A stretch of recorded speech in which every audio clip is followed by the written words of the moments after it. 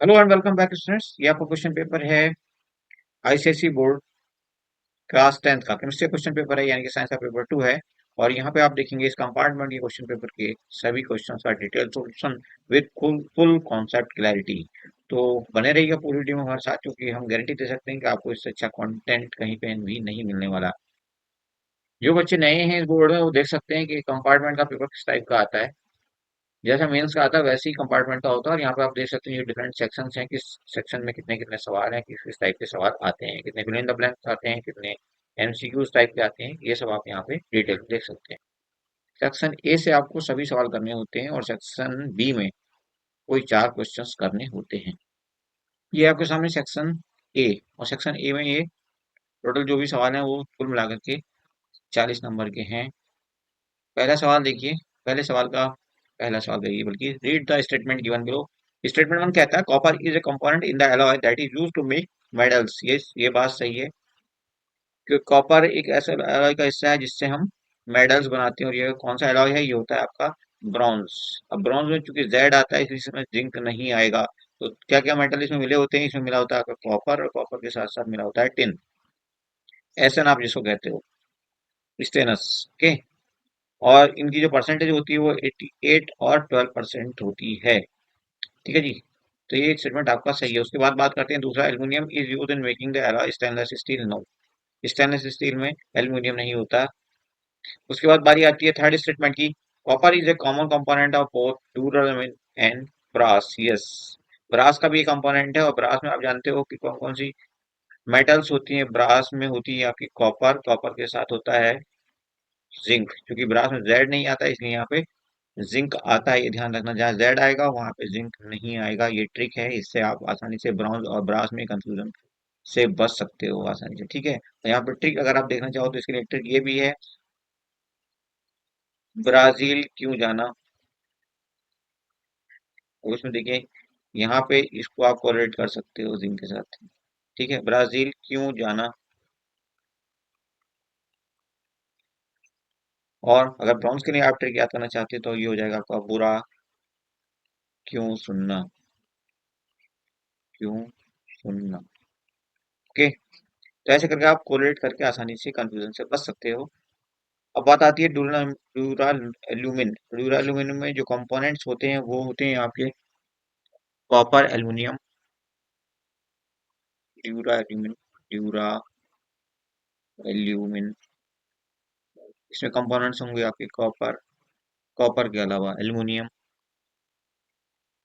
Plus M G and M N. Clear है? ये 4 component होते हैं इसके। तो ये स्टेटमेंट भी सही है, one and third are correct. इसका मतलब ऑप्शन बी आपका आंसर बच जाएगा। आपका पहले का दूसरा, sodium hydroxide can react with H2SO4। H2SO4 polyprotic acid चाहिए होगा बेसिकली, जिसमें मोर देन वन हाइड्रोजन हो, ताकि जब न्यूट्रलाइजेशन रिएक्शन हो। सोडियम हाइड्रोक्साइड क्या है? एक स्ट्रॉन्ग बेस है, NaOH, स्ट्रॉन्ग बेस। जब एक स्ट्रॉन्ग एसिड के साथ रिएक्शन करेगा, सपोज अगर ये एसिड के साथ रिएक्शन कर जाता है, तो एक ही बार में यहाँ पे जो हमें सॉल्ट मिलेगा, लेकिन वो एसिडिक सॉल्ट नहीं, वो एसिड सॉल्ट चाहिए बेसिकली हमें। तो एसिड सॉल्ट यहाँ से नहीं मिलने वाला। एसिड सॉल्ट तब मिलेगा जब हम NaOH को रिएक्ट कराएंगे H2SO4, क्योंकि ये पॉलीप्रोटिक एसिड है। यहाँ पे दो हैं, तो जो सॉल्ट बनेगा उसमें भी H होगा, इसलिए वो एसिड सॉल्ट कहलाएगा। और ये सॉल्ट कुछ इस ढंग से बनेगा, NaHSO4। और बचा हुआ जो भी यहाँ पे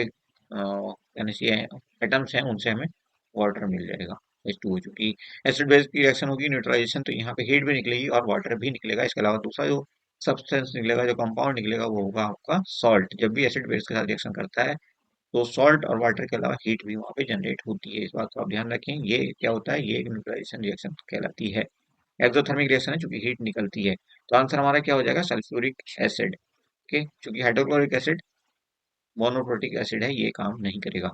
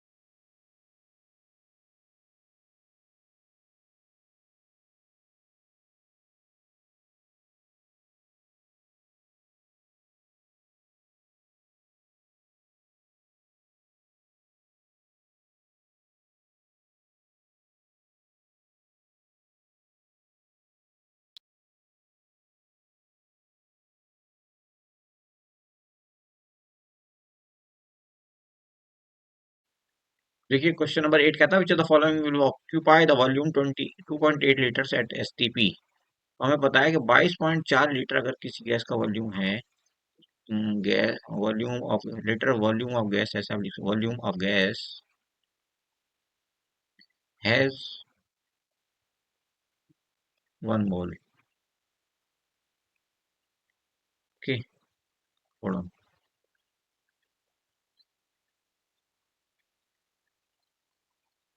1 मोल। ओके, अगर हम बात करें कि 1 लीटर वॉल्यूम इस गैस का होगा, उसमें कितने मोल होंगे? 1/22.4 मोल 1 लीटर में होंगे। ओके, अब हमें दिया है कितना? 2.8 लीटर्स। 2.8 लीटर का इसका वॉल्यूम है, उसमें मोल कितने होंगे? 1/22.4। और इसको फिर आप मल्टीप्लाई कर दो 2.8 से, तो 28 जा 1/8 मोल कितने हो गए? 1/8 मोल। क्या पूछा हमसे? 8 ग्राम ऑफ सल्फर डाइऑक्साइड। देखो यहाँ पे ये आंसर बनेगा, और क्यों बनेगा इसका आंसर? क्योंकि 8 ग्राम ऑफ सल्फर डाइऑक्साइड के अगर आप मोल निकालोगे, इसमें मोल में कन्वर्ट करोगे, तो सल्फर डाइऑक्साइड कितने मोल हो जाएंगे? सल्फर डाइऑक्साइड SO2 कितना है? SO2 हमारे पास 8 ग्राम है, और इसका मोलिकुलर वेट कितना होता है? 64 ग्राम। तो देखो ये 1/8 हो गया। 8 1 8, 8 8 जा 64, तो 1/8 मोल ना। 1/8 मोल, तो इसका मतलब ये ऑप्शन सी आपका राइट आंसर हो गया। अगर लगता है कॉन्सेप्ट कहीं कोई दिक्कत है आपको, तो डेफिनेटली आप कमेंट कर सकते हैं। नेक्स्ट क्वेश्चन में आपने आइडेंटिफाई करना है कि कौन सा ये सॉल्ट सॉल्यूशन है जो कि रेडिश ब्राउन प्रेसिपिटेट देता है NaOH के साथ, और व्हाइट प्रेसिपिटेट देता है BaCl2 के साथ। तो ये होगा आपका Fe2SO3 होल थ्राइस। ओके, और ये कुछ इस ढंग से आपका Fe2SO4 होल थ्राइस रिएक्ट करेगा NaOH के साथ। अगर ये रिएक्ट करेगा NaOH के साथ, अगर ये रिएक्ट करेगा तो इसको थोड़ा सा अच्छा बना लेते हैं। NaOH के साथ अगर ये रिएक्शन करेगा, तो ये क्या बनाएगा? FeOH whole thrice, FeOH whole thrice, और ये रेडिश ब्राउन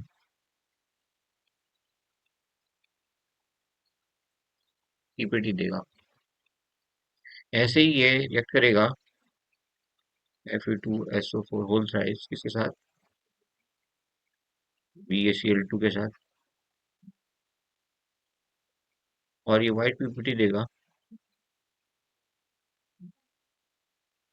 व्हाइट पीपीटी देगा जब ये बनाएगा BaSO4। ओके, क्लियर है? Next is question number 10। An alkane with molecular mass 44। तो यहाँ पे आप देखोगे इस एल्केन को, बाकी सबको भी आप चेक कर सकते हो, बट आप थोड़ी सी प्रैक्टिस ज्यादा है तो आप इस पर डायरेक्ट अटैक करो। यहाँ पे देखो C3 है, H8 है, और इसका मॉलिक्यूलर वेट आपको पता है C का कितना होता है? 12, तो इंटू 3 हो जाएगा। 12 × 3 + 8, हाइड्रोजन का तो 8 ही है ना, तो ये हो जाएगा 44। आंसर बिल्कुल करेक्ट है ये, B. Next, the gas evolve in the diagrammatic setup given below turns calcium hydroxide solution milky. The gas evolve is, तो इसका मतलब ये कार्बन डाइऑक्साइड ही होगी गैस, ये जो कि इस सॉल्यूशन को, कैल्शियम हाइड्रोक्साइड सॉल्यूशन को क्या बना रही है? मिल्की बना रही है। ये CO2 की पहचान। देखो यहाँ से भी आप इसको पहचान सकते हो, ये आपका इथेनॉइक एसिड, एसिटिक एसिड, और ये आपका सोडियम कार्बोनेट है ना। इथेनॉइक एसिड का दूसरा नाम क्या है? Acetic acid. फॉर्मूला क्या होगा इसका? CH3COOH। इसके साथ रिएक्शन कर रहा है Na2CO3। ये रिएक्शन होगी कंप्लीट, और यहाँ से जो आपको मिलने वाला इसका सॉल्ट मिलेगा एसिड का, CH3COONA, और क्या मिलेगा? वाटर मिलेगा, और CO2 मिलेगा ना। CO2 गैस की फॉर्म में होगा ये आपका, वाटर आपका लिक्विड होगा ही होगा, और ये आपका सॉल्ट है। ठीक है जी, बैलेंस कर लो आप इस इक्वेशन को। यहाँ पे 2 लगा दो, और यहाँ पे 2 लगा दो, ये बैलेंस हो गया आपका इक्वेशन। ओके, फिलहाल आपका आंसर है ऑप्शन सी। NCERT में भी दी है इक्वेशन। ओके, और अब देखिए क्वेश्चन नंबर 12 कहता है which gas is involved when ammonia gas is passed over buff yellow PbO. तो अमोनिया गैस लिया आपने ये NH3, ये किसके ऊपर पास किया आपने, बफ येलो पीबीओ, लेड ऑक्साइड के ऊपर आपने ये डाल दी है। तो यहां से आपका मिल जाएगा Pb plus water,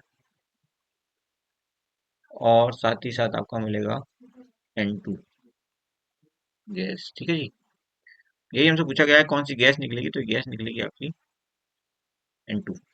clear?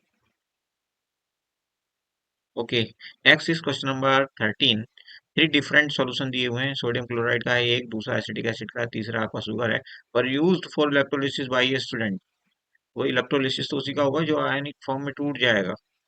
When the circuit was completed, जब सर्किट कंप्लीट हुआ, he notice that the bulb glowed in the electrolytic cell containing. किस केस में बल्ब ग्लो करेगा, जबकि सर्किट पूरा होगा, और सर्किट पूरा तभी होगा जबकि कोई आयोनाइज होगा, वहां पे आयन बनेंगे, तभी तो इलेक्ट्रिसिटी आगे बढ़ेगी।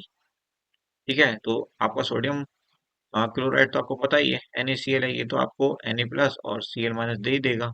साथ ही साथ एसिटिक एसिड भी आयोनाइज होगा, हालांकि वीक एसिड है, बहुत कम आयोनाइज होगा, बट ये भी आपको इस तरह का आयन देगा ही देगा H प्लस के साथ साथ। ओके, अब बचती है शुगर। शुगर तो डिसोसिएट होगा ही नहीं। ठीक है, तो एक्स एंड वाई आपका आंसर होगा option A is right. Okay, I think आपको काफी हद तक क्लियर हो गया है। Next is question number 14। An element x has an electronic configuration 2 2, इसका इलेक्ट्रॉनिक कन्फिगरेशन है, तो ये कौन सा एलिमेंट होगा? बेरिलियम होगा ना, एटॉमिक नंबर 4 तो इसी का होता है। The compound formed when X combines with oxygen most likely to be. अभी बी अगर ऑक्सीजन के साथ कंबाइन होगा तो क्या बनाएगा? BeO बनाएगा। हाँ, O2 गैस आ गई है, ये बी आया, इसको आप ऐसे दिखाओ ना। ठीक है, तो यहाँ से बनाई आपका BeO, तो बी ले लो और O2 बनाया BeO। ओके, तो क्या कह रहा है ये? एन आयोनिक सॉलिड बनेगा, बिल्कुल आयनिक सॉलिड होगा, क्योंकि ये नॉन मेटल है ऑक्सीजन और ये मेटल है, तो ये आयनिक सॉलिड बनाएगा।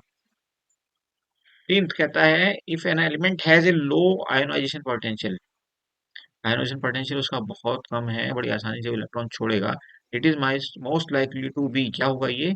तो ये मेटल की खासियत है, बहुत ही कम आयोनाइजेशन पोटेंशियल होता है इनका, खास तौर पे अगर ये आपका पहले ग्रुप की मेटल है तो बहुत ही कम आयोनाइजेशन पोटेंशियल होगा, बहुत आसानी से ये इलेक्ट्रॉन छोड़ते हैं।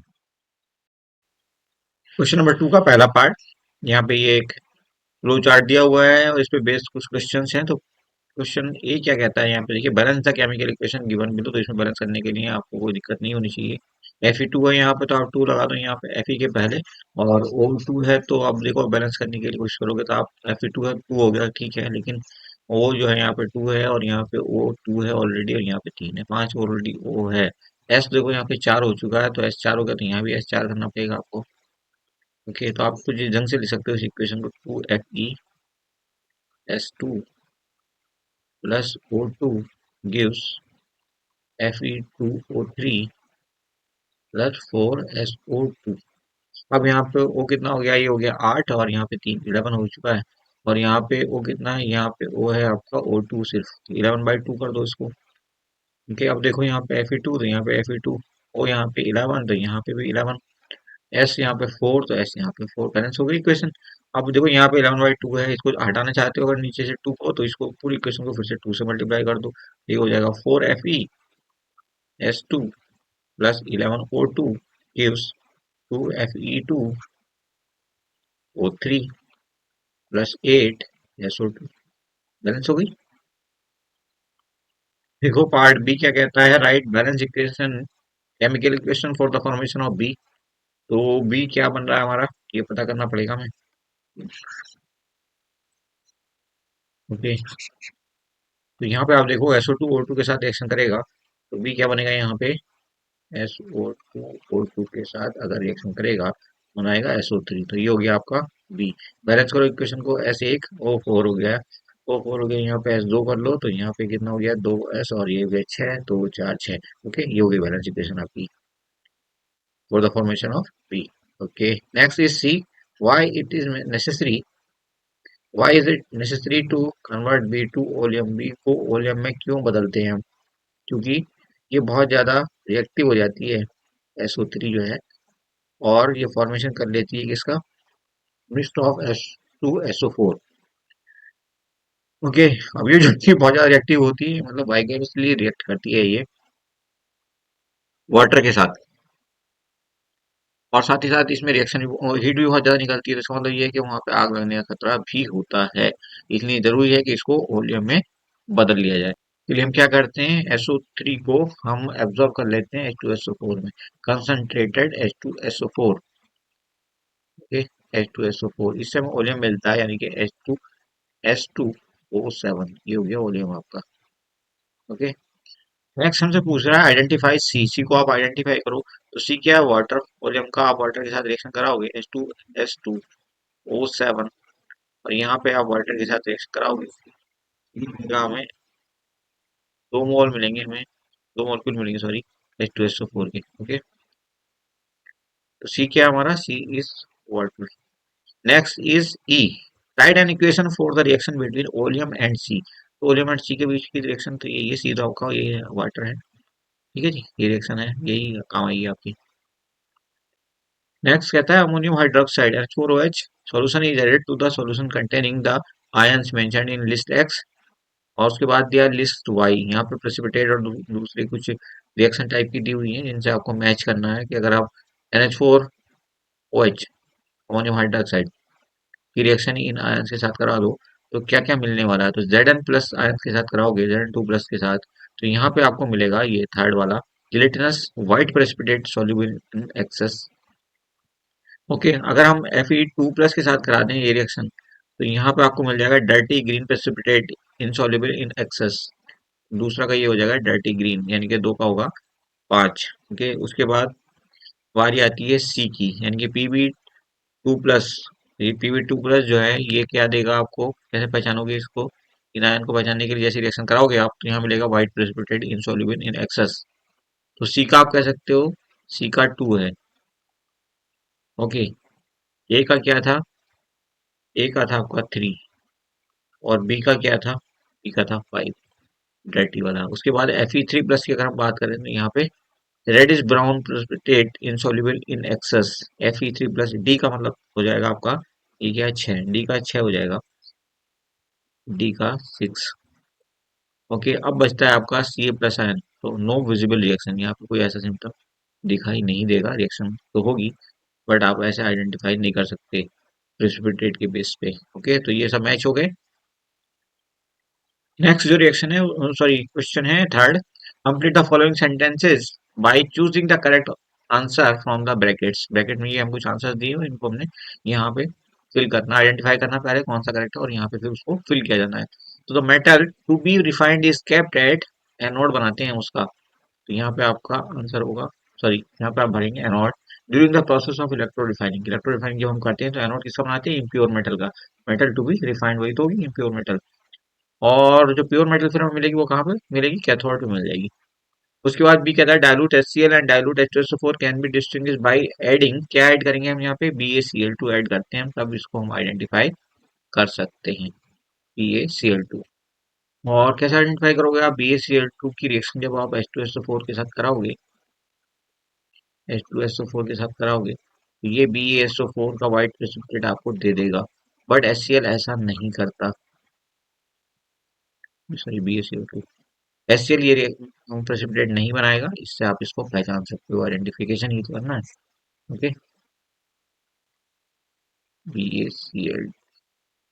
नेक्स्ट देखिए थर्ड सी कहता है ammonia gas is collected by downward displacement of air से कलेक्ट करते हैं हम इसको डाउनवर्ड।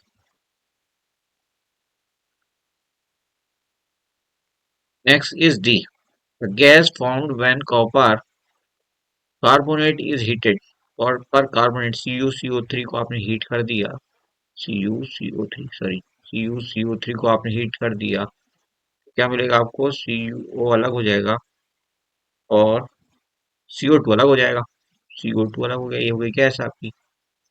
ओके, तो यहाँ पे CO2 आपका फिल किया जाएगा। उसके बाद excess ammonia react with chlorine to form nitrogen N2S।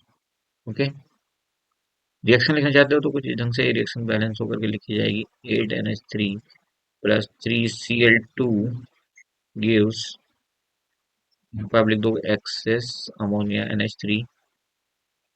Okay, ये सीधे एक्सेस लिख दो क्योंकि अमोनिया तो हमने यहाँ लिख ही दी है। ओके, यहाँ पे मिलेगा हमें N2 gas plus NH4Cl ammonium chloride. Okay, fourth कहता है state the terms for the following a substance which when dissolve in water forms hydronium ion. H3O plus कौन बनाता है भाई? एसिड होगा वही तो बनाएगा, वो H प्लस देगा और वाटर को उसमें कन्वर्ट कर देगा। एक्वस सोल्यूशन में जैसे ही जाएगा ये H प्लस देगा तो H3O प्लस में बदल जाएगा वाटर। ठीक कहता है, तो ये आंसर क्या है यहाँ पे? Acid, sorry. बी कहता है type of covalent bond in which electrons are shared equally between the combining atoms. तो ये होता है आपका non polar covalent bond. Non polar covalent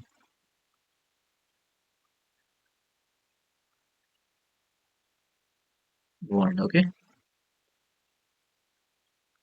उसके बाद आता है C, the process by which a base metal is coated with another metal either to protect the metal or to give it an attractive appearance। तो ये क्या कहलाती है? ये प्रोसेस कहलाती है इलेक्ट्रोप्लेटिंग।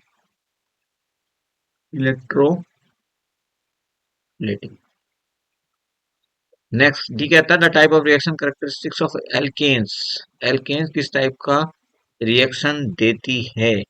तो ये होता है आपका सब्स्टिट्यूशन रिएक्शंस। Substitution reactions. उसके बाद E, substance which oxidizes the other substance and itself get reduced. जो दूसरे को ऑक्सीडाइज करेगा वो क्या होगा? Oxidising agent. ऑक्सीडाइजिंग एजेंट या दूसरा नाम क्या हो सकता है इसका? ऑक्सीडाइजर।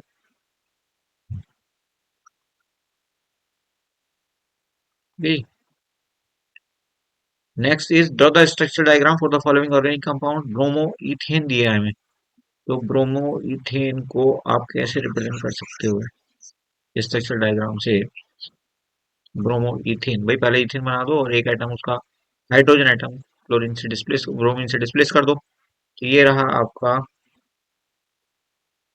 3 हाइड्रोजन यहाँ पे लगेंगे। जस्ट ओके, 3 हाइड्रोजन ये हुए इसके कंप्लीट। दूसरा कार्बन आया, इसको एक हाइड्रोजन यहाँ पे दिया, एक यहाँ पे दे दो और यहाँ पे बची एक वैलेंसी, इसको Br से कंप्लीट कर दो। तो ये आ गया आपका ब्रोमो इथेन। दूसरा आपका मीथेनल, मतलब एल्डिहाइड बन रहा है तो एल्डिहाइड बनेगा। मीथेन का एल्डिहाइड क्या होता है? CH3, सॉरी SCHO, HCHO, या आप इसको ऐसे भी लिख सकते हो HC डबल बॉन्ड यहाँ पे दिखा दो और यहाँ पे फिर से H आ गया। ठीक है जी। और है आपका but two yne. Structural diagram क्या हुआ इसका? ब्यूट टू आइन, यानी कि 4 कार्बन है, ब्यूट ये बताता है कि कार्बन तो 4 है। आइन लगेगा 2 पे, तो दूसरे कार्बन पे यहाँ पे ट्रिपल बॉन्ड बना दो आप, यहाँ पर इक्विवेलेंसी आप पूरी कर दो। यहाँ पे हाइड्रोजन, एक यहाँ पे भी हाइड्रोजन, एक यहाँ पे हाइड्रोजन, एक यहाँ पे, सॉरी इसका तो पूरी 3 वैलेंसी पूरी करनी पड़ेगी यहाँ। ठीक है जी, ये हो गया आपका। इधर से भी आपका ये हो गया। जस्ट इसको थोड़ा सही बना देते हैं, ये हो गया आपका एक हाइड्रोजन यहाँ पे। ठीक है, तो इस ढंग से ये स्ट्रक्चर हो गया ब्यूट टू आइन का। इसी का बी पार्ट क्या था? Give IUPAC name for the following organic compound. तो ये आपका क्या है? ये आपका स्ट्रेट चेन में देखो वो 3 ही कार्बन है, इसका मतलब प्रोपेन होगा ये, है ना? प्रोपेन। और यहाँ पे 2 लगे हैं मिथाइल ग्रुप, तो 2 di methyl, 2 di methyl propane. Okay, थोड़ा और सही से लिख देते हैं, 2 di methyl propane, di methyl propane. ये IUPAC नेम हो गया इसका। देखते हैं, एक ही कार्बन है यहाँ पे, एक ही कार्बन है, इसका मतलब मैथ लगना चाहिए। और क्लोरीन 4 लगे, मतलब 4 के 4 हाइड्रोजन इसने हटा दिए, क्लोरीन में रिप्लेस कर दिए, तो ये क्या बनेगा? Tetra chloro methane. Tetra chloro methane. यहाँ से शुरू हो रहा है आपका सेक्शन बी, जो कि 40 मार्क्स का होगा और कोई 4 क्वेश्चन यहाँ पे आपने अटेम्प्ट करने हैं। पहला देखिए इन द गिवन रिएक्शन यहाँ पे क्या हो रहा है कि Zn जो था उसने 2 इलेक्ट्रॉन छोड़े और वो ऑक्सीडाइज हो गया। तो यहाँ पे पूछा कि किसका ऑक्सीडेशन हो रहा है, तो Zn का हो रहा है।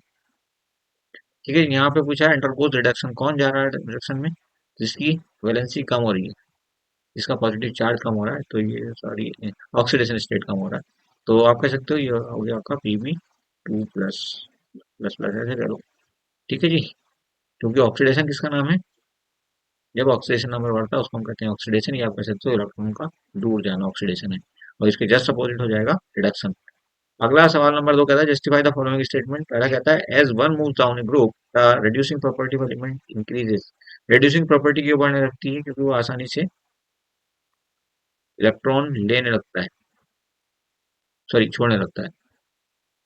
और ऐसा इसलिए पॉसिबल होता है क्योंकि वो दूसरे को रिड्यूस करता है, ठीक, और खुद आसानी से इलेक्ट्रॉन छोड़ता है, मतलब खुद का तो उसका ऑक्सीडेशन ही होता है आसानी से, जो इलेक्ट्रॉन छोड़ेगा तो। और ऐसा इसलिए पॉसिबल होता है क्योंकि नीचे जब जाओगे आप ग्रुप में, नीचे जाओगे तो क्या होगा, साइज बढ़ेगा, साइज बढ़ेगा तो क्या होगा, जेड इफेक्टिव कम हो जाएगा। क्योंकि बीच में क्या हो जाएगा, बीच में कई ऑर्बिटल्स ऐसे आएंगे जिनका कहने से शील्डिंग इफेक्ट जो था वो काफी वीक होता है। तो जैसे जैसे ऑर्बिटल्स बीच में आएंगी वैसे वैसे जो है आपका जो जेड इफेक्टिव है वो काफी कम हो जाएगा। तो बाहर के इलेक्ट्रॉन्स आसानी से निकलेंगे, काफी आसानी से निकलेंगे, इसका मतलब उसका ऑक्सीडेशन आसानी से होगा और दूसरों को रिड्यूस करने की प्रॉपर्टी एलिमेंट की बढ़ती रहेगी। भी देखिए aluminium oxide can not be reduced by carbon monoxide. Carbon monoxide क्या है, जनरल रिड्यूसिंग एजेंट है। ठीक है, तो ऐसे रिड्यूसिंग एजेंट से हम क्या कर सकते हैं, कार्बन या कार्बन डाइऑक्साइड या हाइड्रोजन से हम जो रिड्यूस कर सकते हैं उन मेटल्स को कर सकते हैं जो कंपेरेटिवली काफी कम रिएक्टिव होती हैं। लेकिन एल्यूमिनियम तो काफी रिएक्टिव होता है, आपने देखा कि जो रिएक्टिविटी सीरीज है उसमें काफी ऊपर आता है। अगर आपको रिएक्टिविटी सीरीज में कोई दिक्कत है, आपको ट्रिक से याद करना है तो आप आसानी से याद कर सकते हो, उसकी ट्रिक हम आपके साथ शेयर कर सकते हैं। ठीक है, वो कुछ इस ढंग से होती है, please stop calling me careless zebra. Please, P से क्या होता है पोटेशियम, पोटेशियम क्या होता है के, है ना, ऐसे ही स्टॉक, एस से क्या होता है सोडियम, Na ना। तो ये मेटल्स इस ढंग से ऑर्डर में चलेंगे, इनको आप आसानी से याद रख सकते हो। एनीवे चलिए फिर दूसरे वीडियो में मिलते हैं, चूंकि ये वीडियो काफी लंबा हो चुका है ऑलरेडी। तो अब हम दूसरे वीडियो में बाकी बचे हुए सवाल को सॉल्व करने की कोशिश करेंगे और जल्दी आपको वीडियो मिल जाएगा। Thank you for watching, see you soon.